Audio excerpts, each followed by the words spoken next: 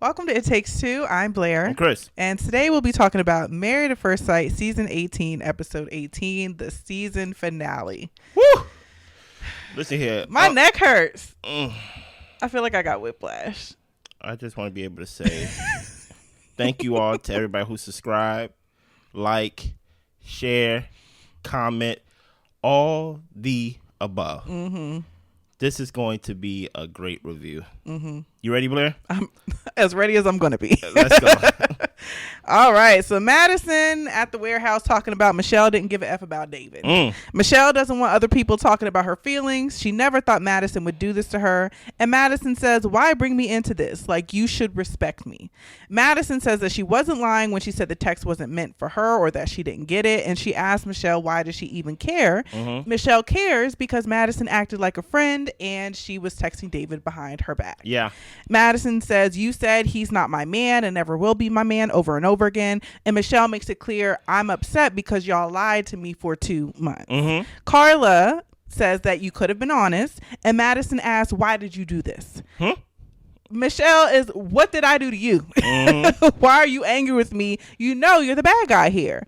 And Madison says that she apologized. Michelle says that she's angry at me for confronting her. And Madison is like, no, but why do you care at the end of the day? So they're going in circles and Madison is making absolutely no sense at all.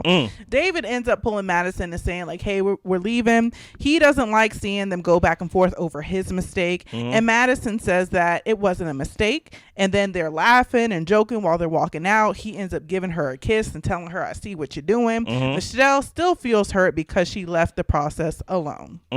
So, thoughts on that? Yeah, tell me your thoughts. Was Madison high?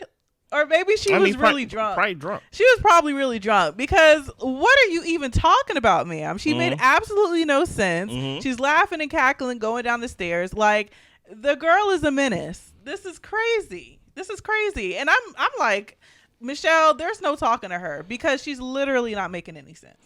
Here's the thing.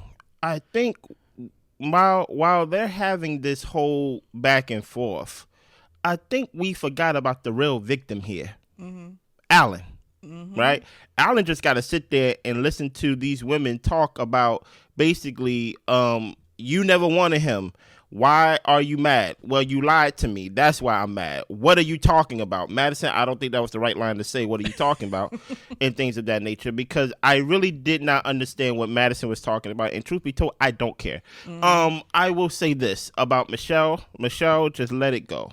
Because at the end of the day, you can't make sense out of nonsense. Yeah. The minute you said, hey, I'm mad that you lied to me, I stuck up for you and things of that nature. We talked as girls. We was basically leaning on each other about what's going on in our relationship. That's why, listen here, don't take y'all issues to like y'all little girlfriends and y'all little friends and things of that nature. If you got issues in your relationship, take it to a therapist.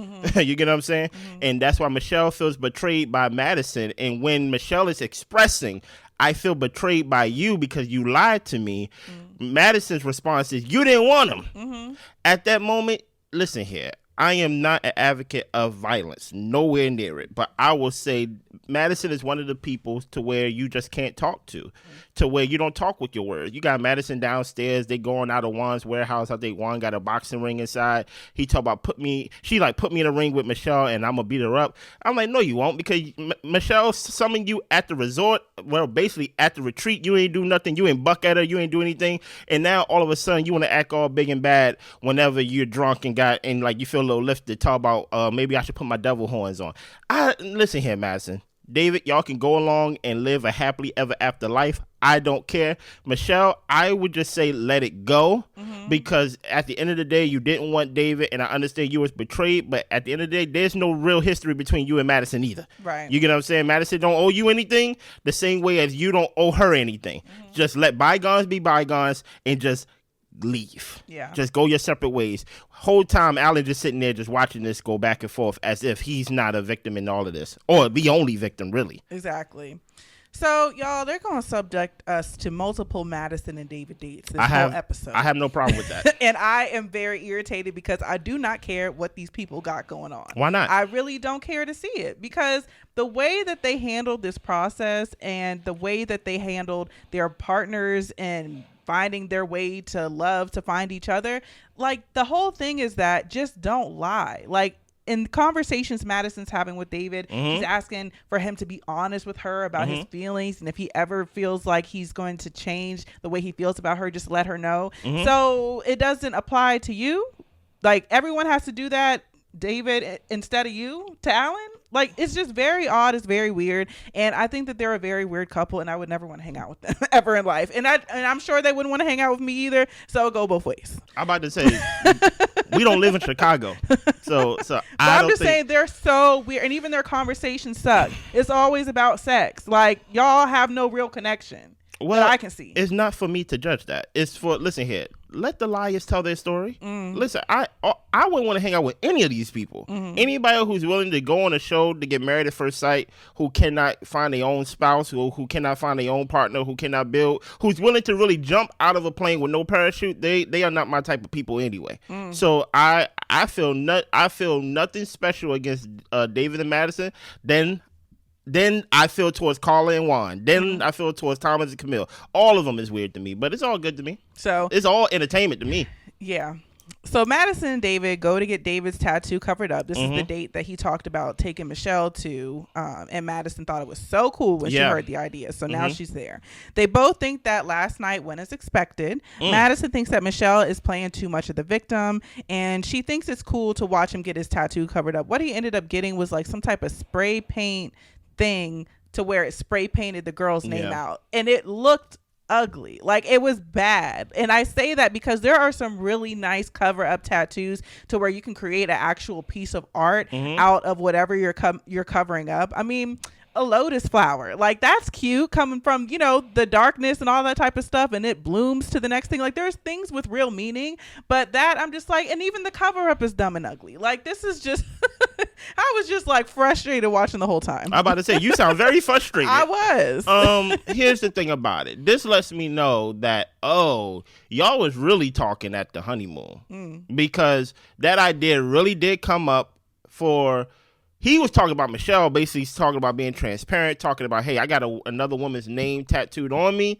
And basically he was talking about, hey, maybe like we all can go together, talk about him and Michelle though, that like I can make a date out of it the way I get a tattoo covered up. I think that's a terrible idea. I'm thinking get tattoos together, but you get a mistake corrected. I don't want to be there for that. And then I got to sit there and just watch you. Yes, like. You have to be there. But you have to understand something. Madison is a party girl. Madison is a woman of the night. She is, some would say, even a hero of the night, right? To where she is just, their relationship is 100% off of vibes and sex, right? She's 29, about to be 30 this episode, rather.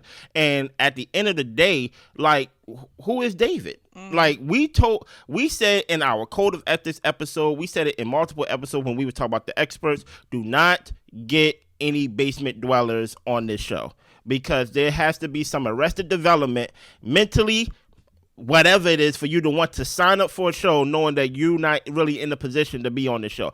Even if you are a basement dweller temporarily to where something happened and you just have to stay somewhere for a short period of time, then your priority should not be to take on someone else's life either. Right. You know, you should get yourself together. But I don't expect nothing more from David.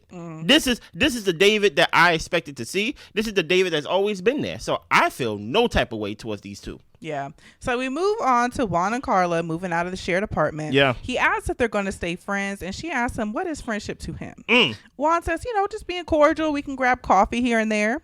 Carla doesn't think that they should spend so much time together. In the confessional, she tells us she's going to close this chapter and focus on herself, and he should do the same. Yeah. She came here for a husband, not a friend. Juan pretty much would be cool with a friendship. He knows they are not going to hang out every day, but he could see them hanging out maybe quarterly, twice a year. Yeah. But Carla thinks things could have worked out if Juan didn't have a checklist. Question number one, did y'all vote for Juan when he was begging for y'all votes down in Reddit? Number two, didn't I tell y'all this? I told y'all, like, listen here. Even though Juan wasn't the one that stepped out of his marriage, even though Juan wasn't the one that may have been abusive verbally, such as catchy and things of that nature, Juan is not no like good guy in this in any way. For him to even try to be like, well, you know, do you still want to be friends? No, stop doing that. For one, you wasn't even friendly to me in the marriage. So why do I want to be friends with you? Like why? If I came here to be married at first sight, if I came here to be married to you on Married at First Sight, what do you mean be friends? And then when I ask you to put into details, you can't even be clear that, well, you know, we could talk quarterly, we could talk like that's not even friends then. Yeah. Like so why do I want to be friends with someone who basically sabotaged my whole experience to where we did not kiss, we ain't have sex, we ain't do anything? No, I'm okay.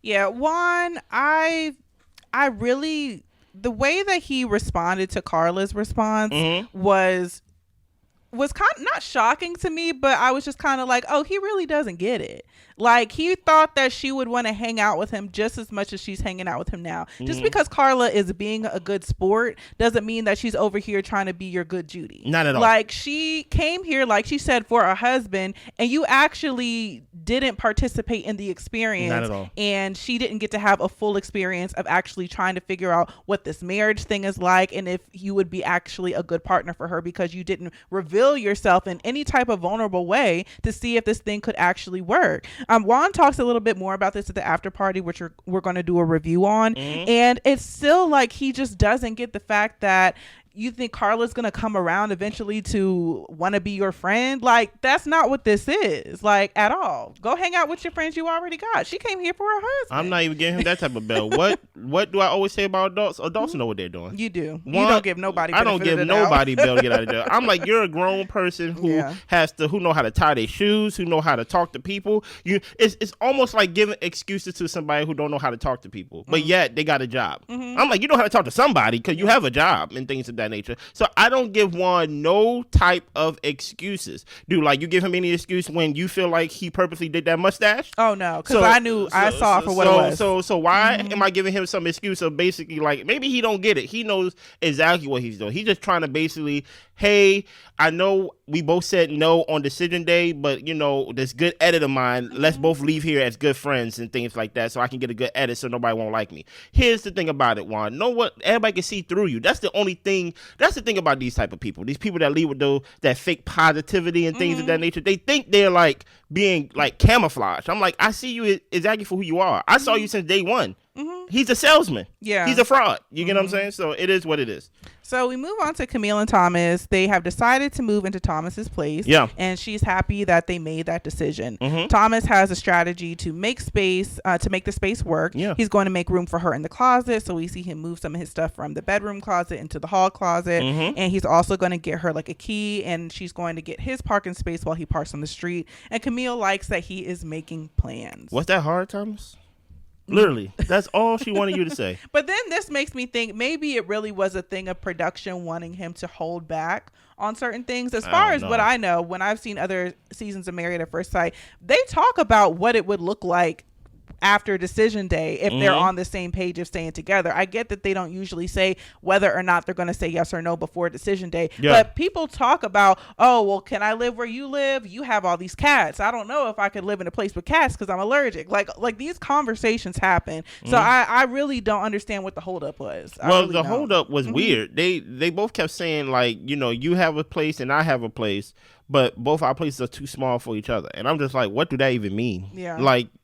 Like you're married. Like when you signed up to be on the show, y'all signed up to be on the show knowing where y'all lived. Right. So like this whole idea of basically like, I don't know what we're going to do, or we should go to your place, then we go to my place. We go basically switch weekends and things like that. I'm like, bro, move her into your small apartment. See, here's the thing about it. Let me teach y'all something, right? And when I say teach y'all something, I'm talking about the people who are my age and younger, right? The biggest asset you have now, Thomas, is a wife. You don't have to make this Disneyland fantasy, whatever it is. All Camille wanted was a plan. There wasn't no, like, it wasn't like a sneak, it wasn't like a trick to where she was like, give me like the best plan ever in the world. If you was to tell her, look, all we gonna do is we gonna live in my small apartment for 6 months, and then after that we gonna move out, she would have been just as happy if you was to say move into my mansion. Like that's the thing that I'm learning, that when you have a wife or when you have a partner in that matter, as long as y'all are together, that's really the goal. So the fact that you was trying to do all this like backflip gymnastics of trying to figure out what to do, keeping plans in your head, just be like, look, listen here, I don't care, we under a bridge, we gonna be together. And many times than not, whenever someone looks back over the years of someone of being together with someone for a long period of time, they reminisce about those times where they ain't have much, but it was fun. That's all I hear whenever I hear couples talk about like their early days of being together. First apartment they had. So it's like the studio that they were making work, you know. So it's like it doesn't take all of that. Don't fall for this social media stuff. Don't fall for all this people that don't touch grass outside and things like that. Like, oh, you need this. Hey, do you make 6 figures? You can make whatever money you want to make and things of that nature. She can make whatever money she want to make. Do y'all have each other? And do y'all plan together to basically be together? And that's all Thomas had to do. I'm happy he finally came around. I still don't think it's gonna last, but okay. But I just wanted to dismount on that. Yeah. Like, I'm happy that he came around. But if it takes you this much gymnastics to come up with a plan such as live with me, whew, boy. Yeah. You know, prayers to you. So Michelle and Carla go out for drinks. Yeah. Carla is happy that Michelle confronted Madison, and it was just a wild event at the warehouse. Yeah, it was. Michelle says that Madison doesn't show any remorse. She just sits up here and yells. Moving forward, Michelle knows that she has to chill out in future relationships. Carla has a better idea of what she's looking for and the effort she wants to see a man put into a relationship. That's true. Carla has some slight disappointment, but she's overall optimistic that, you know, everything will work out for her romantically, and overall her experience went well. Their marriages were never consummated, so even though they might be divorcees, they might not count it, and they kind of bring the waiter in and make jokes about that. And the only time they kissed their guys were at the wedding day. Yeah, the altar. What are your thoughts on this? I'm glad that they got together and have a good time. Like, I think girl time is important, especially after something crazy like this. For sure. Just get together, have some laughs, joke about the situation, so that way you can really move forward in life and not allow this to be like a baggage, a piece of baggage like weighing you down. So I'm glad that they could lean on each other for this and really just have a good night out. Sometimes you just need to laugh, drink a little wine, let your hair down, and enjoy your friend, you know? So I'm glad that they had this, and I'm glad that they did kind of reflect on the things that they needed to improve on. Even for Michelle to say that she needs to chill out a little bit, that awareness is good. You know what I'm saying? Yeah. I still would like to see her act a little bit more on her awareness, but the fact she has it is a good thing. Yeah. And that Carla knows that she needs a man to actually put forth real effort into a relationship. One thing I really admire about Carla during this whole experience, even though she was having a good time with Juan and, you know, rolling with the punches, she still set her boundaries as far as what she was willing to accept in a relationship. She wasn't just going to take whatever scraps he handed to her and said, well, I'm going to try and make this work. No, he's not putting in the effort. We're going to have a good time, but clearly this isn't going to work. Yeah. You know? Now, of course, because of who was the subject of this episode, we go get to MM scenes pretty soon, guys. So hold on. Yeah. Go get your snack right now. Go take your bathroom break right now and just play us through while use the bathroom. Because once we get to MM, I'm taking off. Right? But I will say this about the Michelle and Carla thing, to your point, right? We did not get to see the real Carla. Right? We only got to see Carla in a platonic way. Yeah. Right? Because eventually, once she saw the signs that Juan was not going to open up, that Juan was not going to basically be fully into the process and things of that nature, she basically, we didn't get to see her as a wife. Right. Or see her basically be in that mode. To where Michelle, I know this episode's not about Michelle, but guess what? I got to keep my foot on her neck. That's how we gonna do this finale. Stay in position. I gotta stay in position. You get what I'm saying? I let it go a little bit, but then I realized I gotta put it back on there, right? I gotta be consistent, right? Michelle, we saw the real you now. And to Blair's point, we will hope that you will actually take into action and that the person that you're with will not motivate you to be a better person. But you will be a better person because you want to be. Yeah. You get what I'm saying? We saw it during the matchmaking episode, or basically not even the matchmaking episode, the first episode, to where she basically was like, "Listen here, I'm here because I want a husband, not because I need a husband. You know, I'm very independent. Da da da da da da. You know, it's like, okay." Like if you coming in like that, then even if you didn't have a David, I don't even know if it would have worked out for you, because you're coming in with the idea of, I don't need you. Let me tell you something about a partner, right? When it comes to a partnership such as It Takes Two, right? I can do this show by myself. It won't be as good. I need my partner, right? When she's not here, I got to look at the TV. I got to look down at my notes. I got to look at the TV. I got to do my notes. Listen here. I think we need to, as a society, especially where we are now. Just to throw in, I can't edit. Oh, yeah. So y'all will never get an episode. Oh, yeah. So I can't edit or post. Yeah. So she can't literally do it. You know what I'm saying? But I will say that I think for Michelle, what she really needs in her next relationship is to really tear down her walls, bring down her walls. No one's trying to hurt you. Yeah. You get what I'm saying? And actually be in a position of, you know what? I want you and I need you. One thing that I learned in a marriage is that, hey, there's nothing wrong with needing the other person. Mm-hmm. You get what I'm saying? Because guess what? You make my life better. I make your life better. And guess what? I want my life to be better. So for Michelle, I hope from this experience that she's not lying. Michelle hasn't lied. I never called her a liar. I just called her mean. Mm-hmm. You get what I'm saying? Hopefully she does take from it and actually use her words. And for Carla, I hope that you finally find the man that you want, because Juan, yeah, Juan was willing to take your stuff and put it on Facebook Marketplace. Literally. Yeah. You know?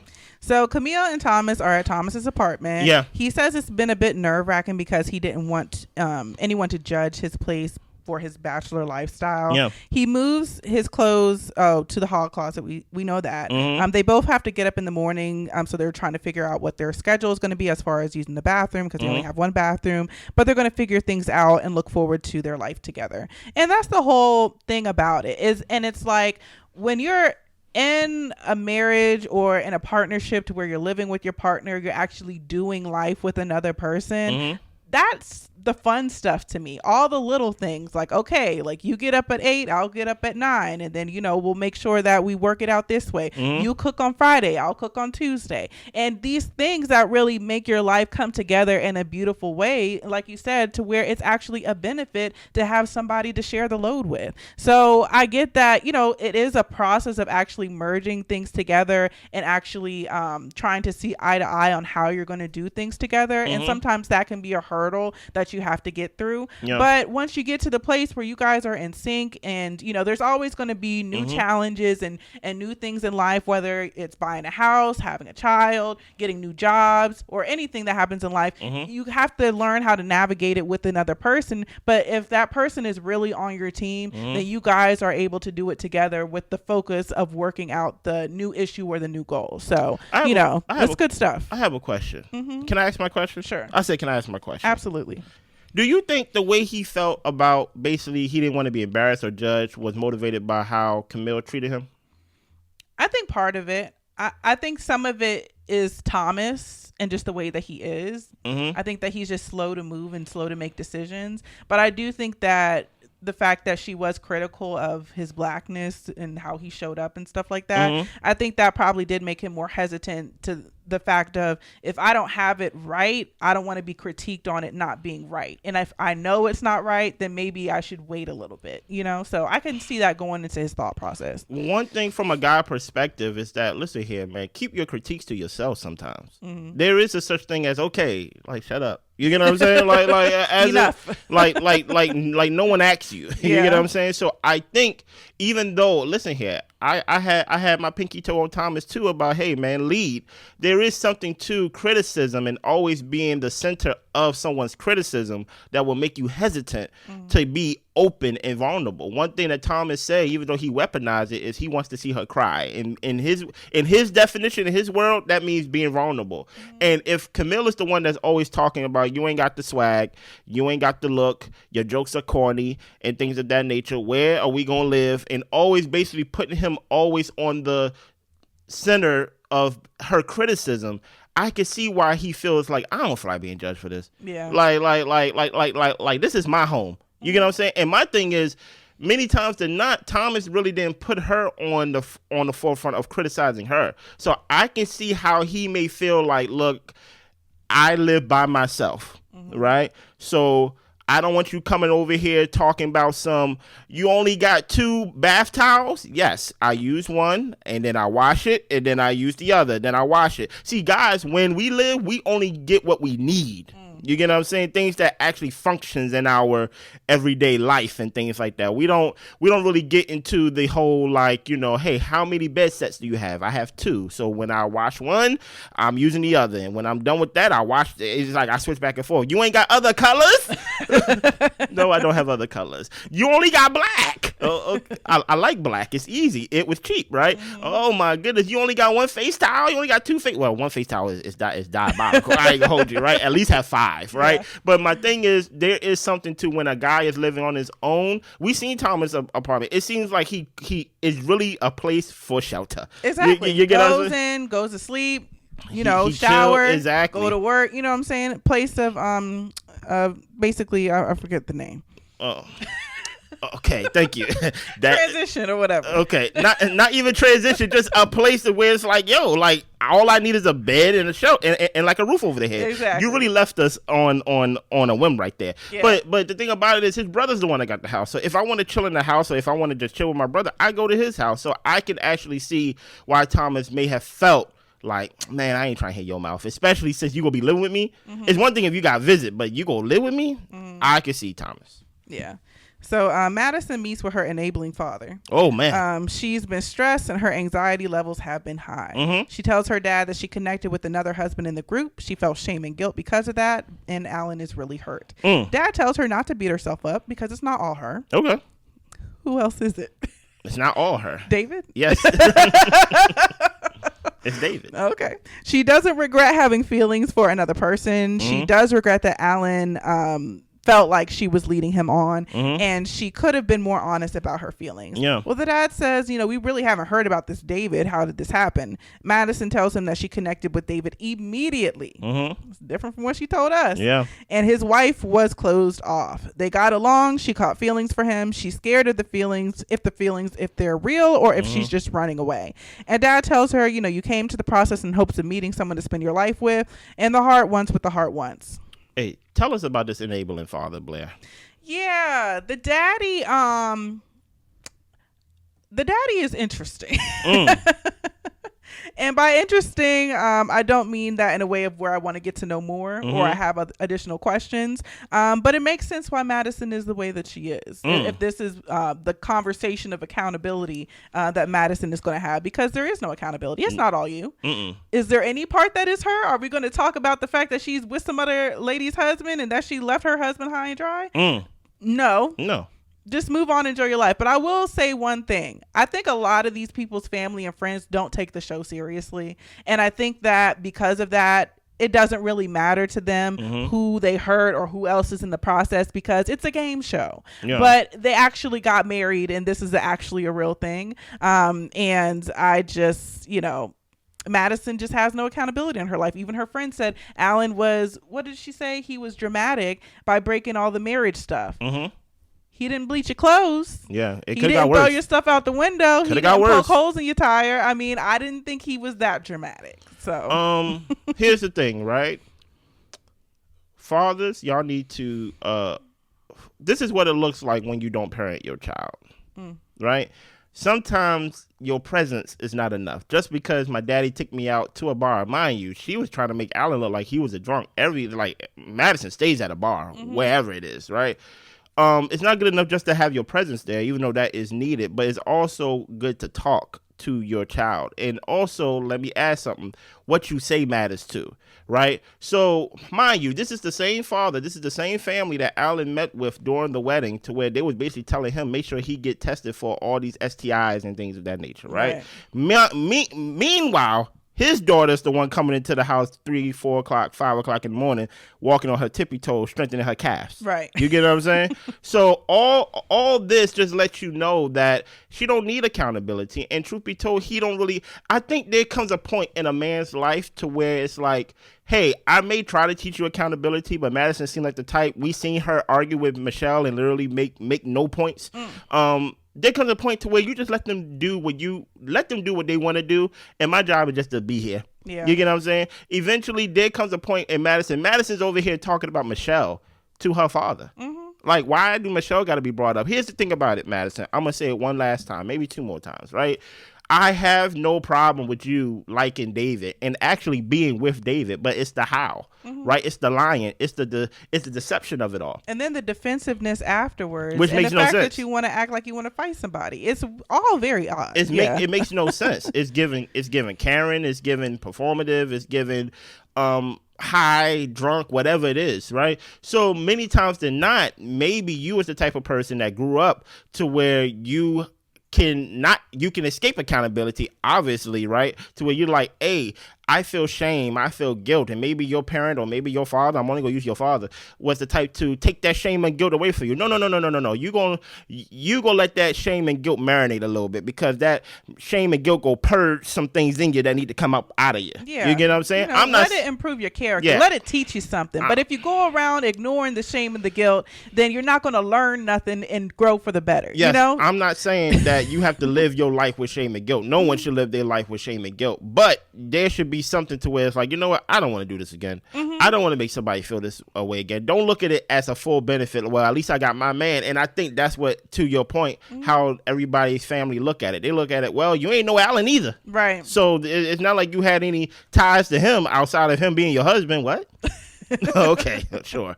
Let's move on. Hopefully everybody's back. It's time for MM scene, guys. Yes. So MM goes on her first date with this guy named Brandon. Hello, Brandon. She met him in 5th or 6th grade. They haven't seen each other since around that time. Yeah. They reconnected over social media. He reached out to her and he asked her out on a date. Of course, she said yes, which is why we're here. Yes. He says that he is staying on his sister's couch because he's going through a divorce. What? She asked him about, so what happened in your situation? And he tells us that he walked 10 years in the wrong direction and they got married 6 months into dating.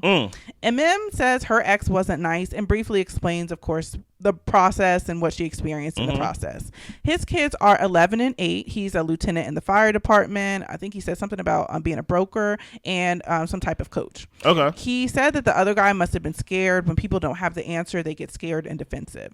Brandon is happy to have another opportunity with her, and he was going to take her on another date. He warns her that he does fall hard. I'm just going to let y'all know this right now. It's going to be at least 5 deep dives this week on just MM alone. Just on MM alone. Yeah, we got to buckle our seatbelts, y'all. Yo, boy. What is roller coaster? So let's start with Brandon, right? Based on the information you told us, right, that he is newly divorced, not fully, it haven't gone all the way through, but he's going through it, right? Yeah. And in the process, he is on his sister's couch, right? And then why are you talking to this guy? You haven't talked to this guy since 5th, 6th grade, whatever. Yeah, listen here, listen, as far as I know, you're not 18. Right. So whoever that person was in 5th, 6th grade, I am positive 100% they are not that person today. Let's start with that. Number 2, right? He talks about, what happened in your marriage, Brandon, that you're getting a divorce? Well, when you're in a vehicle and you're in a car and you're driving the wrong way for 10 years and things like that, you realize you lost your way. Wait a minute, who is driving? Where's the car? What are we talking about? Exactly. I hate when people talk in these like parables and these like these riddles, these riddles as if he's a riddler, but that's how you know someone's dishonest, right? Here's the thing about it. Even if you was going the wrong way, if me and Blair driving in the car and someone's going the wrong way, guess what? It's the driver's fault and it's the passenger's fault if they know the right way and they ain't saying anything. Exactly. So take accountability for your fault in your failed marriage that got you on your sister's couch, right? And also, MM, based on what he said, we got to go by what he said because he kind of told on himself, right? He said that he met a girl, right? Known her for 6 months and got married. Yeah. Right? Based on what we gonna see in this episode, why would you trust someone to get married in 6 months of meeting someone? Yeah. Because you got married at first sight? This is not that. You get what I'm saying?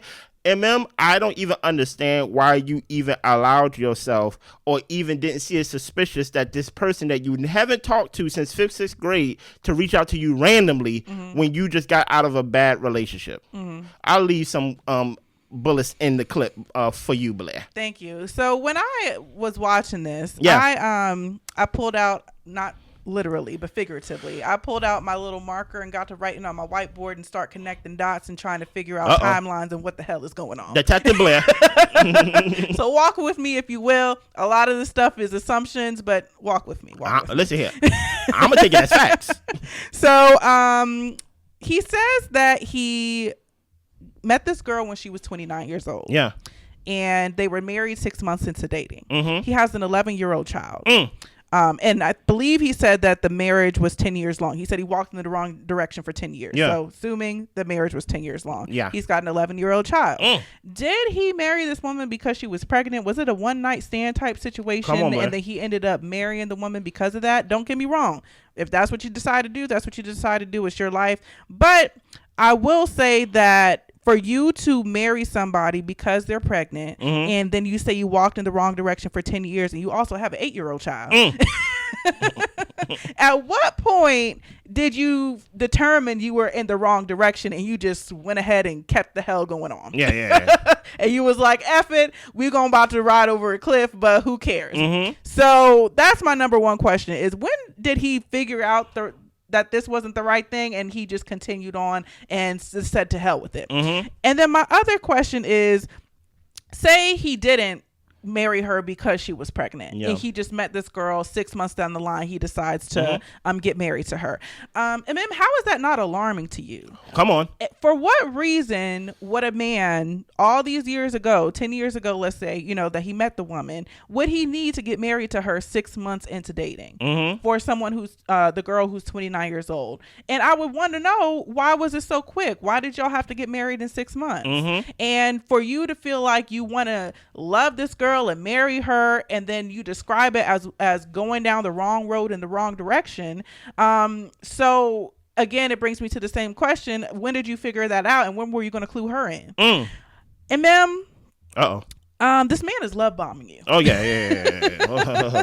He's a terrorist. And the thing is, this is the first date. We haven't quite got to the love bombing yet, but he did say, he warned her that he falls hard, and she just said, to hell with it, so do I.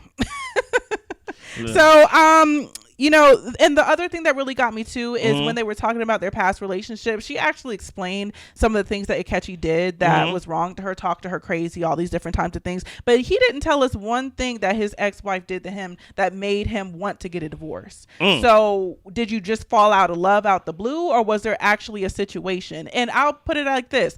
He doesn't have to expose all his business on TV. And Mim's the one who wanted to come on the show. Oh, no. Even though we see him 2, 3, 4, 5 times in this episode. Stop right there. Go ahead. He do got to expose his information. If you decide to put on a mic pack and you want to come on TV and things of that nature, and you're trying to basically win us over by trying to get with he came on there with the intentions to basically love bomb her. So he needs to come on there and expose what's going on in his marriage and his relationship. I'm tired of people coming on TV, especially reality TV, and be like, I don't have to share my information. That's what you signed up for. Yeah. And I will say, why are you on your sister's couch? If you're a lieutenant of a fire department, a broker, a coach, and all these different types of things, you will have no residual funds in order to get you a little apartment. Are your kids coming to visit you? Do they have a room in the space? Like, all of these questions of how this man is not prepared for the life that he has built for himself. So, MM just was to pick him up and put in her house? Well, here's like, it's just a lot of things that I'm trying to draw the dots on, and things aren't making sense, and things I have questions for, because he is a grown man with 2 children that they have no bedroom to come to when they come to visit him. Well, they probably stay in one of their auntie rooms. Who knows? But my whole thing is, you shouldn't even talk to him because he's on his sister's couch. Like you should let him. Cause here's the thing about it: if he's losing the house, or he gave her the house in the divorce, cool. That's where your kids live at. That's where your kids are familiar with, right? Okay, I have no problem with you living with your sister. I have a problem with MM talking to this guy, knowing that he lives with his sister. My thing is, hey, you're going through some things, right? I don't want a trauma bond with you. Exactly. You get what I'm saying? Truth be told, I'm going to let you heal because I need to heal. So if this is a real thing, I talk to you in a year. But I completely agree with that, because my thing is like, MM, you don't have to come in here and be this man's savior. No. He is in a situation, and look, life gets hard. People end up on couches. All these types of things happen. I'm not crucifying a man for being in this situation. Yeah. But I will say is that for you to be wanting to court somebody as hard as he's courting MM. Yeah. It's giving hobosexual. Yeah. It's very much giving hobosexual. Sir, you need to focus on getting a place for yourself and some rooms for your kids so that you guys have some stability while they're going through this divorce. I think the priorities are out of whack. So out of whack. But here's the thing, Blair. You're viewing it wrong. You're viewing it 100% wrong. Well, you know what? Can I say one more thing? Go ahead. I think where I'm wrong, and just one thing I want to say is he is securing a home for his kids. MM's home. No, you're still wrong. Okay. Right? Here's where you're wrong. Okay. You're wrong because you're saying in the sense of you don't have to save him. As in you talk about MM saving him. Right. She views it as he's saving me. And because listen here, when you hear her talk about him, she's basically feel like he was sent, right, to basically correct the things that correct the errors that happened in my previous marriage with Akechi. So so already the context is off because she views him as a knight in shining armor. So so that's why it's like she don't view it as I'm taking him off my off his sister couch. I'm taking in his kids. I'm taking in whatever baggage he got. She sees it as finally a guy that loves me. Like that's the dangerous part of it. Do you get what I'm saying? Let's keep going though. So we get to Juan and Alan meeting up. Yeah. Juan says he and Carla aren't talking as much, but he would like to have a friendship with her. Juan, hang it up. Yeah, hang man. it up, flat screen, my boy. Alan says that he's been out on a couple of dates. He's not ready for the one right now, but he's been on some dating websites looking for some fun and gotten into some experimental things with the sexuality. You a nasty boy, Alan. I see you though. He talks about how he felt bad the whole experience with Madison, and Juan asks, so are you tired of being the nice guy? Are you kind of trying on some different characters in order to like feel better about yourself? And Alan is like, no, he is who he is. He's not putting on an act with people. He would still accept a real relationship if it presented itself to him, but he is just in a space where he wants to have fun right now. I really don't know what Juan was trying to do in this situation. Like, it was very clear what Alan was doing. He basically like, look, I tried being a husband, it didn't work. Now I want to tie up somebody and hit him. Exactly. He just trying to hold right now. Like just let him do what he want to do. Truth be told, I think Alan realized that, look, even though I'm doing that, I'm not really enjoying it. Like, he just basically getting up out of his system. And I understand from a guy perspective, but at the same time, like Alan said, you can't change who you really are. You only going to delay to be that person. So you might as well be the person that you know you are on the inside. And to him, he's based on what he said, I don't know him, he wants to be with one girl, and he wants a girl to be fully into him. You get what I'm saying? So it is what it is. Madison and David get ice cream. He's feeding her ice cream. Apparently they've been getting it popping. The physical intimacy, she says, has made her connection with David stronger. And she tells him if anything changes, just have the conversation with her. She has had issues with trust in past relationships. What you mean you had issues with trust in past relationships? You are the one that broke Alan's trust. Like, this is the thing I don't understand, right? My thing is, hey, be the villain.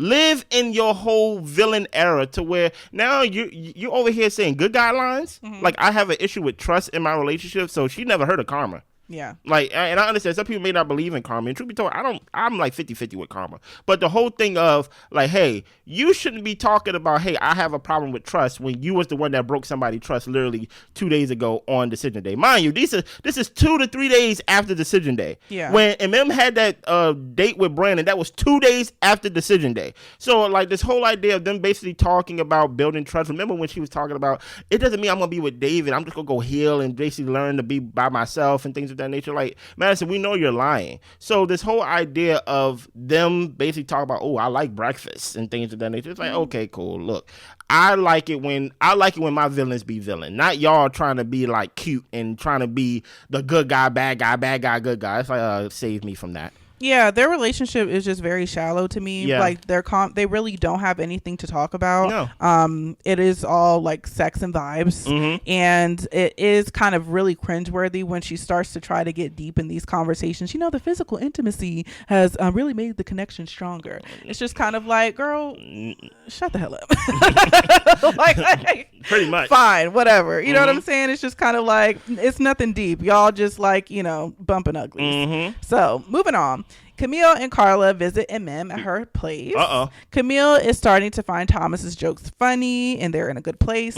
Carla is good. She has said goodbye to Juan and the apartment. MM is feeling free. She tells the ladies about her date with Brandon. He's a tall, buff firefighter. Brandon actually arrives. MM says that they went on a date and they are going to take their time. Brandon tells him the last 2 years everything has fallen apart. He sees the light now. He's smiling, and they get ready to go on their date. Carla does ask him, however, so before MM, was there no light in your world? And he was like, no light, all darkness.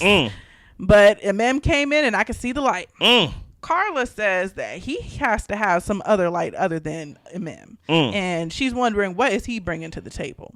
So they both hope, Carla and Camille hope, that this guy is genuine, and, you know, MM left him in the apartment to lock up because she went on her date. I'll tell you this right now. If you invite me over to hang out with you as friends and things of that nature to your spot, that is very important. That's an important part of information right there. If you ever invite me to your spot to say, hey, hang out with me, right? And then your boyfriend or girlfriend come over and then y'all leave me in your house because y'all went out on a date, I'm stealing something from your house. I'm just telling you straight up. Like, you have to learn the hard way. Disrespect for disrespect. If you tell me to lock up your house, I'm stealing something, right? And guess what? It's going to be something valuable, something not valuable. All I know is you're definitely going to go the next day like, where is my... And I'm like, I don't know, like, maybe I'm gonna take the good Tupperware. Listen here, I'm taking something. Let me tell you something about this, right? Let me tell you something from a guy perspective, right? No guy talks like Brandon, who's serious, right? You meet MM girlfriends, basically her friends and her circle and things like that, at least from the show. And he's over there talking about, you know, I was in a dark place. Stop right there. No guy would ever volunteer that information to two girls that he does not know. We don't even talk that way to, like, our brothers, to, like, our best friends. So the fact that he put on this whole acting drama, like, I was in a dark place and there was no light at the end of the tunnel, and then I saw that light and she just been a beacon of light for me. No guy talks that way unless he's a terrorist and he's love bombing you, right? And all these things, and that's why I'm like, everything is based off of the foundation of what Ikechi was not. Right. And that's what I'm like, you're still making Ikechi the foundation. Because even when she was talking about who he was and his job and even his physical attributes, she said, like, he actually go to the gym. It's like, it's these little things that you're trying to basically make up. You're trying to get married at first sight on your own terms. But if you wanted to get married at first sight on your own terms, you should have came on the show and we wouldn't know about it. Now I'm going to judge you. You get what I'm saying? Because this is crazy, right? The fact that you're over here and Carla, listen, I got to give respect to Carla, right? Carla picked up on that energy. You're telling me that at the end of your life, or basically at some point in your life where it was all dark, you telling me that the light was MM, you had nothing going for you? Mind you, Blair told us a couple scenes ago he has an 11-year-old and an 8-year-old. That's the first thing I said when we were watching. I was like, he got 2 kids and he ain't got no light in his life? Wait a minute. So what are his kids to him? A bill. You know what I'm saying? A patch of darkness. Yeah, you know what I'm saying? Crazy. What is your thoughts on, like, this scene, Blair? Yeah, that was pretty much my only point. Is like, why this man don't got no other light in his life with 2 kids that he has in this world? So that was like my biggest point that I had. Yeah. Other than that, yeah, it's weird. Why are you leaving me at your house to lock up? Like, I thought I was coming here to spend time with you. I'm not gonna steal nothing, but why not? The next time we hang out, I'm not coming to your house because I don't want to experience this again. I'm very uncomfortable. And listen, always see it as a red flag. Yes. Always see it as a red flag. Whenever, let's say, when we decide to, let's say you hanging out with your girlfriends, I'm hanging out with my guys, you hanging out with your girlfriends and one of your girlfriends' men come, that's a red flag. If she's hanging with the girls, this is not the girls and my boyfriend. And I'll tell you firsthand, I used to be that girl. I was definitely that girl at 19. Oh, yeah. Hold on, stop right there. Let's all try to grow the hell up a little bit. Not with me, okay? I would never, ever. I'm too cool for school for that, right? Never with me. Yes. Yeah. So moving on, and then her cousin Rafu meet up. Yeah. And she shares with him that she's been dating this guy. So apparently Brandon called Rafu. They spoke. Of course, they've known of each other over the past 20 years. You know, grew up in the same area. And he tells her still to be cautious. Yeah. Brandon arrives. he doesn't want a million girls. He wants one girl a million different ways, and this feels real to him. Stop right there. No guy talks like this. That's what I'm saying. And it reminds me of Akechi. Why are we talking in riddles? Like, can we talk about how you really feel? But we can't, because he doesn't have any real feelings because he doesn't know her.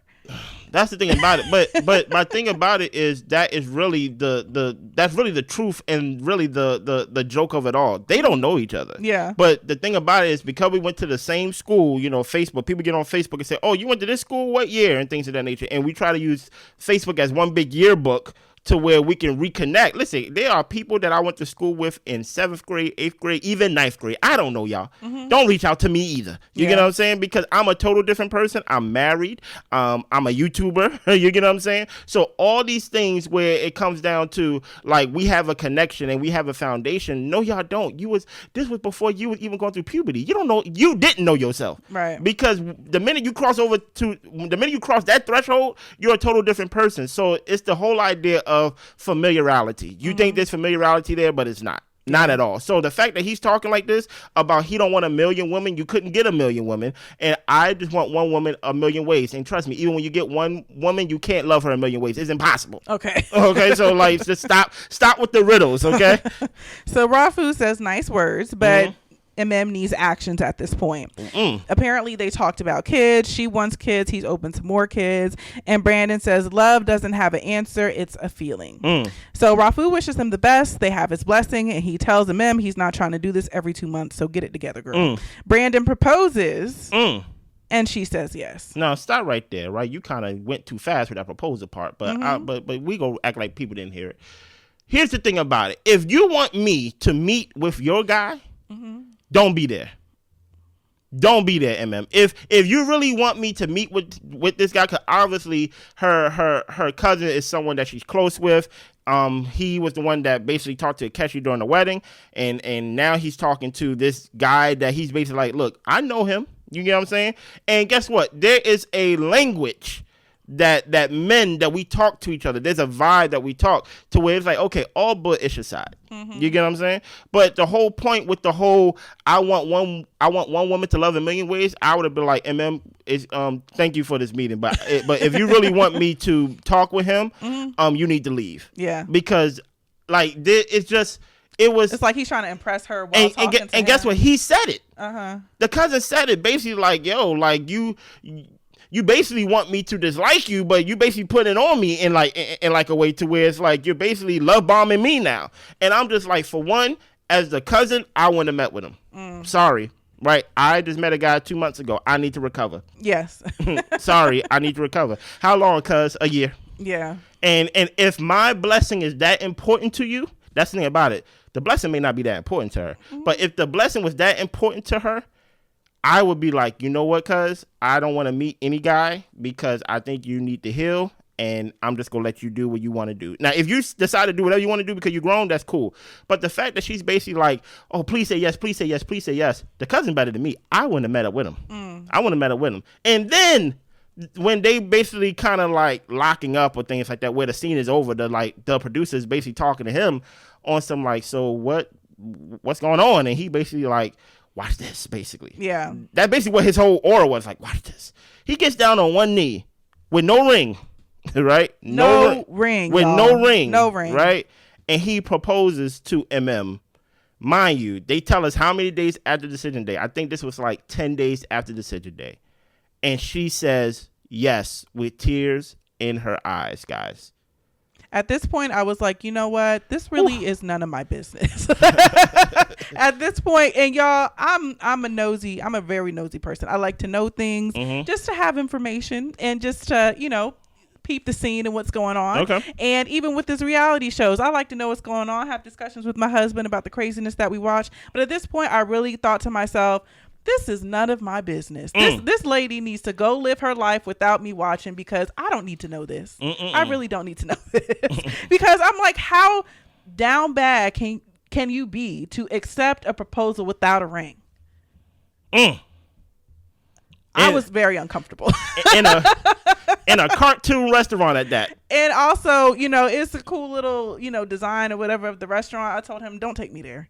I'm gonna be dizzy. I know we ain't got no plans to go to Chicago. But I'm about to say we don't live in Chicago, so like I wasn't gonna take you there. Okay.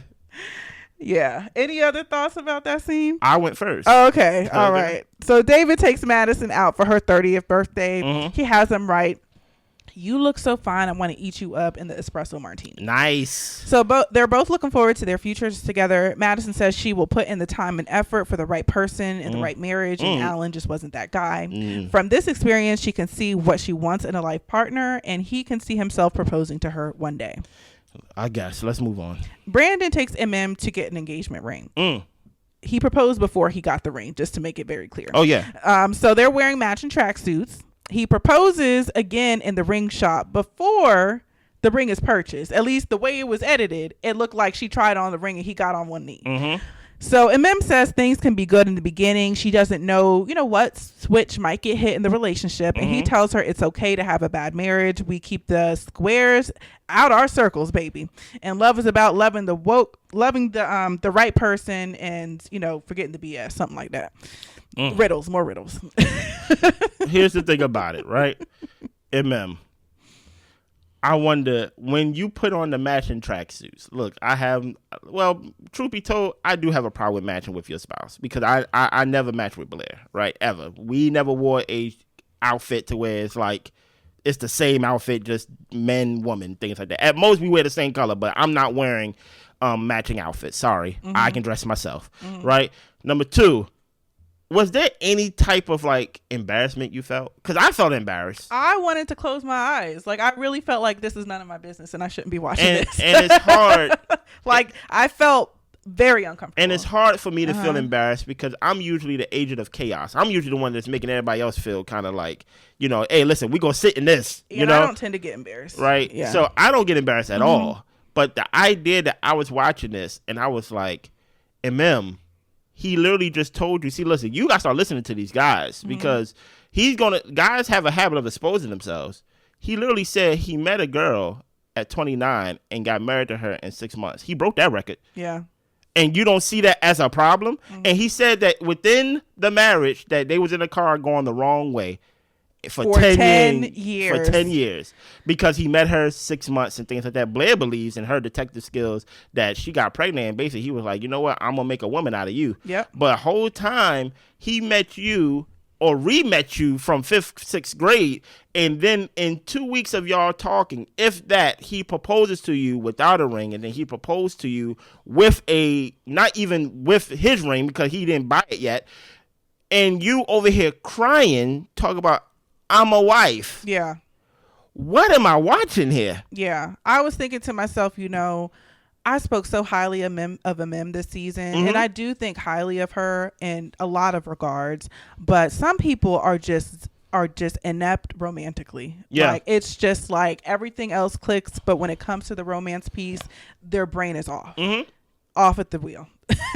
and I was just like, if this is what's good for her, if this is going to make her happy, that's awesome. But it's just like, why the rush? You can be with him and not get engaged and married to him. Like, take some time to get to know this person that just came back into your life. You don't know this person. Mind you, he still lives on his sister's couch. Yeah. And things of that nature. And with his sister. And the thing about it is, See, listen here. I'm going to stop blaming and I'm going to start blaming fathers, right?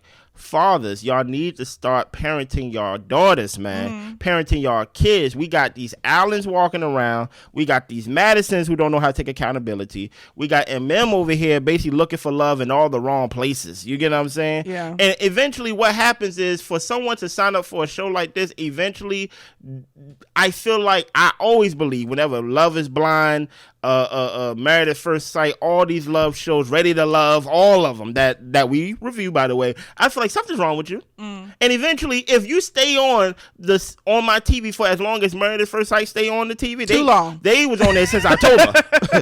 We gonna see. I seen too much. We gonna see something, and I'm like, I need to know, like, what are you looking for that you think you can get from Brandon? But let's move on, though. So Camille and Thomas got a few things to spruce up the apartment. Yeah. Camille talks about how it feels good to design a space that they share, and she finally breaks out the lingerie. So this is the lingerie that I was waiting for? Yep. This is the the lingerie that I was that you was teasing me about. Mm-hmm. You know how disappointed I'd be if I was Thomas? If this is the lingerie? Yeah. We ain't got no stockings, we ain't got no straps, we just got a cape. Just basically a nightgown with a cape. Well, I think it was underneath it. She had like the robe covering it for the camera. So I don't care what it. Listen here, a night robe with a cape. Okay, right? That's basically what it was. But hey, listen here. They are our staple couple for this season. They are our 20% that say yes out of everybody else. So I can't say nothing bad about them. You get what I'm saying? Absolutely. So David set up a room full of purple balloons for Madison's birthday. Mm-hmm. Madison tells him that even though he has her, don't take it for granted. She knows that it won't be a honeymoon phase forever. David tells her he will not take her for granted and he is not trying to fumble this. Madison says we all deserve happiness, and her connection with David is one people spend their whole life looking for. They exchange I love yous. Mm-hmm. David said it first. She said this is true, genuine care and support, and she's never had this in a partner before. Do not tell me don't fumble anything when we both cheated on our spouses. There is no superiority when it comes to either of us. We both trash. Yeah. So don't tell me don't lose me now. Listen here, we both are cheaters, okay? We both go live in this dumpster together. Yeah. That's how I view it. Yeah. Only thing I really thought about it was, Madison, you did have genuine care and support from Alan. You just didn't want it from him. True. So by her talking about all these awful things that she's never had and never experienced in the dating world, mm-hmm. maybe she doesn't count Alan because he was never a serious relationship partner, but girl, he was your husband. He really was. And he actually did care about you and did support you. So it just feels like she negates him in her conversations all the time. And it's really like as if he didn't exist. Terrible. Exactly. Mm-hmm. So everyone is getting together for Thomas's birthday. Madison has reached out to Alan to try to meet up, but he declines. MM brings her fiance Brandon, and everyone is shocked that she is engaged. Yeah. MM says that they're going through their divorces together, and she hasn't told her mom yet. Why not?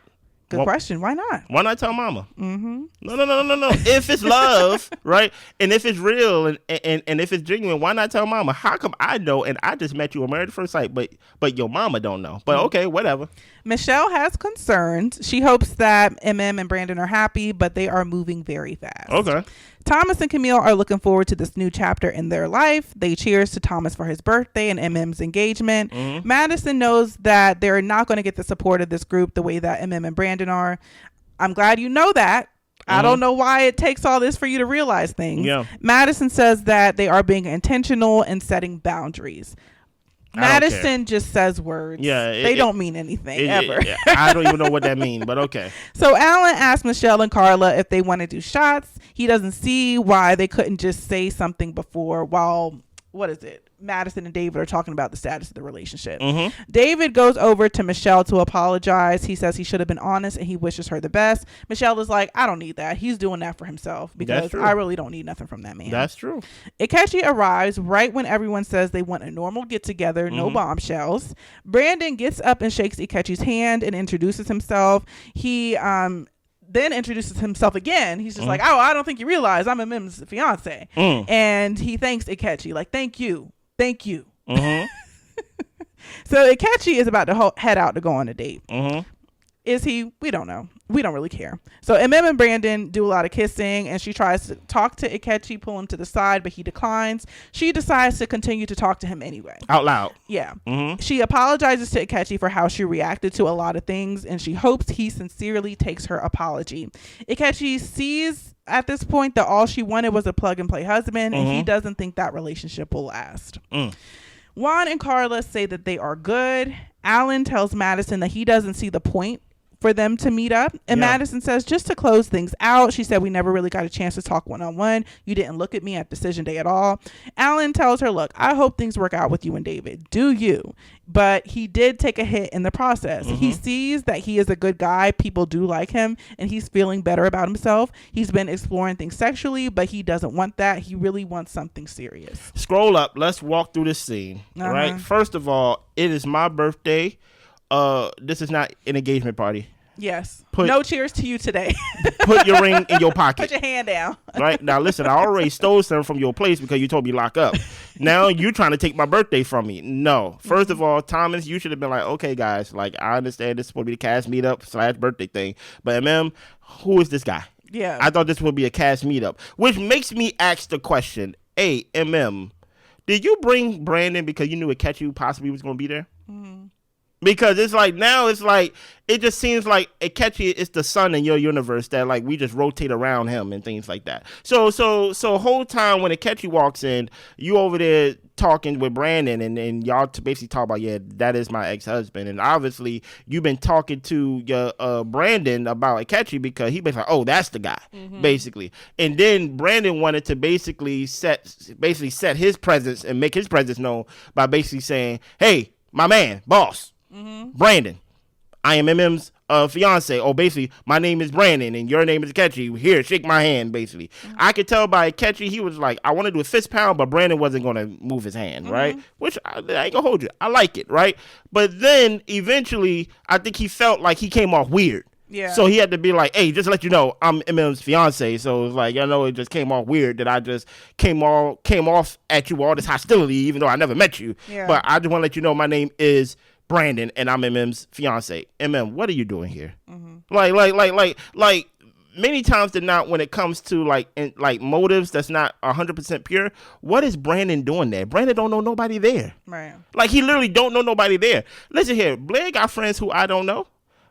I have friends Blair don't know, right? So that doesn't mean that, hey, if I'm going to, especially if it's like a cast to where it's like it's a TV show, Brandon did not need to be there. No, he did not need to be there. And then, why would you even subject yourself for any approval from Akechi? So the minute you ask him a question, can we talk, you put yourself under like a no or yes. Why would you do that to yourself? Why do you want to still talk to this man if you already wished him the worst? Right? You are God's child. And guess what? Any prayers for him ain't gonna fix the facts of his situation. I'm just paraphrasing the poem you wrote. A letter to my departed. You get what I'm saying? He's departed. So why do you keep trying to talk to this guy? Yeah. Right? And whole time when he said no, you basically was like, well, I'm gonna talk out loud. Akechi, I just want to say I'm sorry. Like, it's like, you're doing too much. And guess what? Even with all that, Akechi basically shrugged at you. But it's like, you're weird. Yeah. How did you make this weirdo look like the only normal guy in the room? And I'm like, why did you subject yourself? But you know who I blame? Fathers. Fathers need to hug their children more, talk to their children more, discipline their children more, teach them accountability, teach them what it's like to have acceptance, even if they're there or not. And it's like, yo, this is she basically came there to basically get the approval of Akechi and everybody in the room from people that she probably would never see again. What is your thoughts on this scene? Yeah, my major takeaway was and Brandon and how they operated in the scene. My thing is like like I said before in other reviews, be as mad as you want to be, talk as much mess as you want to be, because the man like drug you through the dirt. So absolutely. But at this point, you already gave him the letter to your departed. You even hugged him at the little last get together and all that type of stuff. So why are we still engaging with him? Like, it's like she's trying to rub something in his face, but he really feels like, I was literally with you for like 2 weeks. You know what I'm saying? And he don't care. And he doesn't really care. So I think that, she needs to move on, move forward, enjoy her life. And, I think that, of course, with him being there, it's going to bring a feeling of just like, oh my gosh, like he's here. But there was no need to talk to him. There really was no need to have any conversation. And I feel like with Madison and Alan gave her too much information. Like, you don't need to tell her that you feel better about yourself now and you having all the sexes and all this type of stuff. Like, she does not need to know that. Like, so that's pretty much how I feel. Yeah, it of course, it was supposed to be the last send-off before the reunion and things like that, where Thomas and Camille walk down the street holding hands. Mind you, it's supposed to be 5 other couples holding hands with a happy ending, but we only got one. Yeah. You get what I'm saying? But at the end of the day, maybe Akechi came there to antagonize I don't know. But this is if y'all watch Married to Medicine, I said this about what is the role of the new boyfriend? What is the role of the new fiance? Now it just came off as if she asked him to come because I need you to protect me. Yeah. It's like, protect you from what? Yeah. It is what it is. Listen here. I'm going to give y'all these deep dives, boy. I'm telling you, I did not even empty 20% of what I am going to say about and Mem, Brandon, Madison, all the above, because we already at an hour and 8 minutes, right? So make sure y'all subscribe, like, share, comment, all the above. I am going to be y'all supplier this week. This is going to hit like crack in the 80s. I'm telling you, it's going to be fire. Make sure y'all share the episodes, all the above. You have anything else? That's it. Yeah, see y'all this week. Bye.